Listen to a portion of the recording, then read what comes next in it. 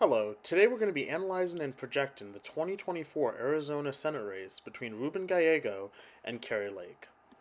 To start, let's talk about the Republican nominee, Kari Lake. Before she got into politics, she was an Arizona TV anchor.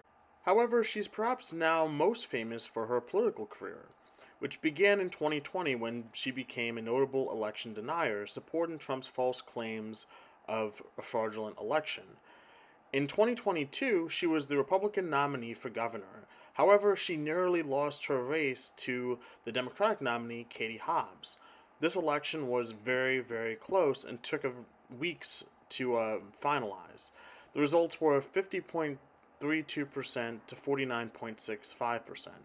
However, she did not accept these results, similar to how she did not accept the results of the 2020 election, and she filed numerous frivolous lawsuits that were all rejected. As of today, she has yet to acknowledge her loss in this pivotal election. Kari Lake is run on a MAGA Republican platform.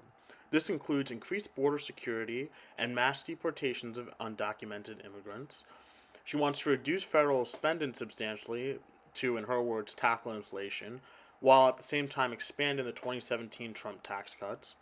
She also advocates for decreased federal power with more local control over things such as education. She is pro-life and supports what she describes as conservative family values. Now let's discuss the Democratic nominee, Ruben Gallego. Ruben Gallego began his career by serving in the Marines from 2002 to 2006, seeing active combat in Iraq. During this time, he actually lost his best friend to that war. His political career began in the Arizona House of Representatives. However, he is most famous for his time in the U.S. House of Representatives, which he has served in since 2015, and he is currently representing the 3rd District, which is in the extremely critical city of Phoenix.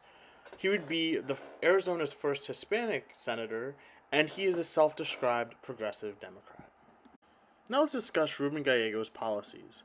As I just mentioned, he is running on a progressive Democratic platform. However, in this election, he has moderated some of his positions slightly to better appeal to the independently minded Arizona constituencies.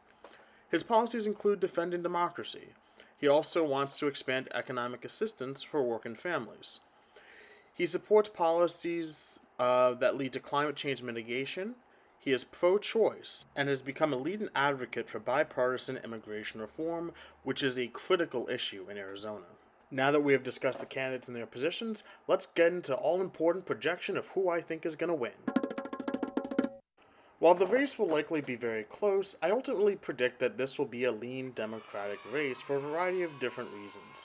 To start, Arizona voters are famously split-ticket voters, so even though Trump is currently leading in the state, they have a history of voting different senators versus president.